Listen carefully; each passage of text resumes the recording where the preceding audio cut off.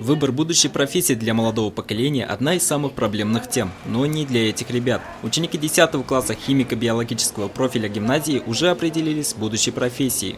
Они хотят связать свою жизнь с медициной. Сегодня работники Центра социальной поддержки и Центра занятости населения устроили для этих ребят профориентационную экскурсию по зданию Центральной городской больницы.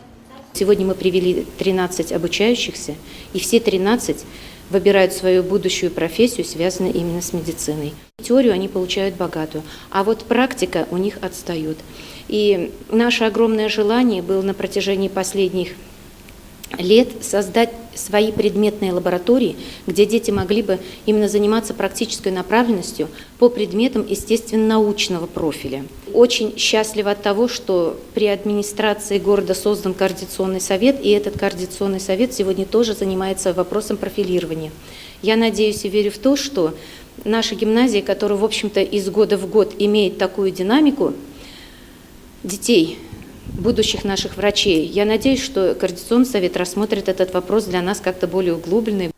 Ученики гимназии посетили все отделения больницы и поликлиники, от приемного покоя до стационарных отделений, после чего пообщались с заместителем врача городской больницы Юрием Лысенко и задали вопросы о своей будущей профессии. Хамитов Айгиз давно интересуется медициной и в будущем мечтает помогать людям. С детства хотел стать врачом, понравилась больше стоматология и стараюсь учиться и в будущем стать стоматологом.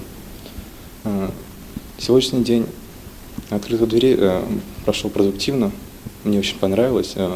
Мы узнали очень много о профессиях врачах и о условиях их работы.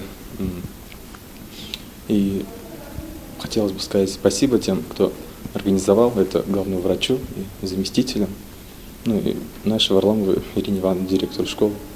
Ребята, участвовавшие сегодня в экскурсии по Центральной городской больнице, намерены продолжить обучение в медицинских колледжах и университетах. Школьникам представилась уникальная возможность поближе познакомиться с оборудованием больницы, пообщаться с медперсоналом и даже попробовать себя в роли докторов. Данил Алибаев, Олег Кадыров, Гульгина Рыскилина, телекомпания СТВ.